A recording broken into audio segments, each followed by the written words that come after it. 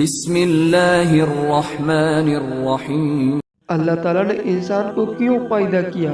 اللہ تعالیٰ نے اس کائنات کو بے مقصد نہیں بنایا، اور اسی طرح انسان کی تخلیق بے مقصد نہیں ہے۔ اللہ تعالیٰ نے ہر چیز ایک خاص حکمت اور مقصد کے تحت تخلیق کی ہے۔ قرآن پاک میں فرمایا گیا، اور ہم نے آسمانوں اور زمین کو اور ان کے درمیان کی چیزوں کو کھیل تماشے کے طور پر پیدا نہیں کیا۔ انسان کی تخلیق کا مقصد اس کا عبادت، آزمائش، خلیفہ بنانا اور اللہ تعالیٰ کی صفات کا اظہار ہے۔ آئیے ان پہلوؤں کی تفصیل سے سمجھتے ہیں۔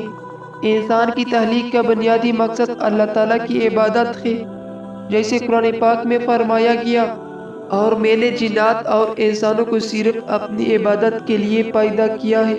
عبادت کا مطلب صرف ظاہری عمل جیسے نماز، روزہ یا زکوٰۃ تک محدود نہیں ہے، بلکہ زندگی کے ہر پہلو میں اللہ کے حکم کے مطابق عمل کرنا عبادت کہلاتا ہے۔ اللہ تعالیٰ نے انسان کو یہ موقع دیا کہ وہ اپنی مرضی سے اس کی بندگی کرے، تاکہ وہ اپنے خالق کو پہچانے اور اس کے احکامات پر عمل کرے۔ عبادت کے ذریعے انسان اپنے دل کو سکون دیتا ہے اور اللہ کی قربت حاصل کرتا ہے۔ انسان کی تخلیق کا دوسرا اہم مقصد امتحان ہے۔ دنیا ایک آزمائش کی جگہ ہے جہاں انسان کے عمل کا حساب لیا جائے گا۔ اللہ تعالیٰ قرآن میں فرمایا، وہ جس نے موت اور زندگی کو پیدا کیا تاکہ تمہاری آزمائش کرے کہ تم میں کون اچھے عمل کرتا ہے۔ یہ امتحان انسان کے عمل، نیت اور صبر کا امتحان ہے۔ اللہ تعالیٰ نے انسان کو عقل و شعور دیا تاکہ وہ حق اور باطل میں فرق کرا سکے۔ دنیا کی مشکلات اور خوشی کے ذریعے انسان کو آزمایا جاتا ہے تاکہ یہ ظاہر ہو کہ کون اپنے رب کا شکر ادا کرتا ہے اور کون اس سے غفلت برتاتا ہے۔ یہ آزمائش انسان کو آخرت کی تیاری کے موقع فراہم کرتی ہے۔ اللہ تعالیٰ نے انسان کو زمین پر اپنا نائب خلیفہ بنایا۔ قرآن پاک میں اللہ تعالیٰ فرماتے ہیں، اور جب تیرے رب نے فرشتے سے کہا کہ میں زمین میں ایک خلیفہ بنانے والا ہوں۔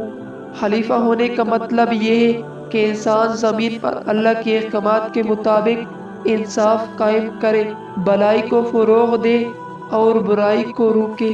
اللہ تعالیٰ نے انسان کو عقل، شعور اور ارادہ دیا تاکہ وہ دنیا کے بہتر بنانے کے لیے کام کرے۔ انسان کو زمین کا وسائل کی حفاظت اور ان کا درست استعمال کرنے کی ذمہ داری دی گئی ہے۔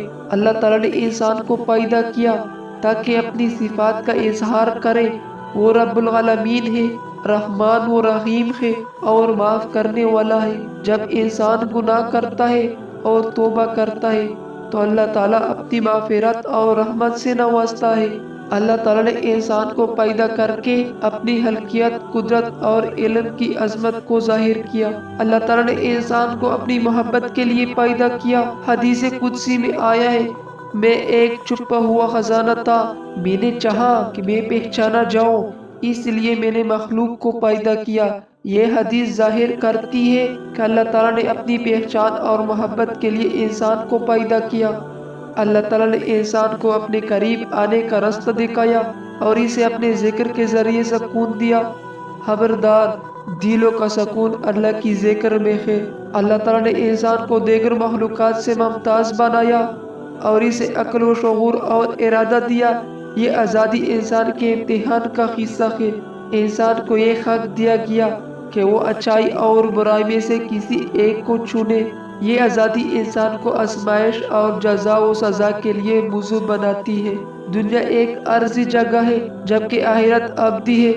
انسان کو دنیا میں بھیجنے کا مقصد یہ ہے کہ وہ اپنے اعمال کے ذریعے آخرت کی تیاری کرے۔ قرآن میں فرمایا گیا، ہر نفس کا موت کا ذائقہ چکھنا ہے، اور تمہیں قیامت کے دن تمہارے اعمال کو پورا بدلہ دیا جائے گا۔ انسان کے عمل اس کی آخرت کا فیصلہ کریں گے، اور یہی زندگی کا اصل مقصد ہے۔ اللہ تعالیٰ نے انسان کو دنیاوی اور روحانی دونوں ترقی کے لیے پیدا کیا۔ دنیاوی ترقی کے لیے علم، ہنر اور وسائل دیے گئے۔ روحانی ترقی کے لیے وحی، انبیاء اور قرآن دیا گیا تاکہ انسان اپنے مقصد کو سمجھنے اور اپنی زندگی کو اللہ کے احکامات کے مطابق گزرے۔ اللہ تعالیٰ نے انسان کو ایک عظیم مقصد کے لیے پیدا کیا۔ یہ زندگی ایک امتحان ہے۔ عبادت خلیفہ ہونے کی ذمہ داری اور آخرت کی تیاری کا موقع ہے۔ انسان کا فرض ہے کہ وہ اپنے خالق کو پہچانے، اس سے محبت کرے اور اس کے احکامات پر عمل کرے۔ یہی انسان کی اصل کامیابی ہے اور اس کے احکامات پر عمل کرے۔ یہی انسان کی اصل کامیابی ہے اور یہی اسے اللہ کی قربت اور ابدی سکون کی طرف لے جائے گا۔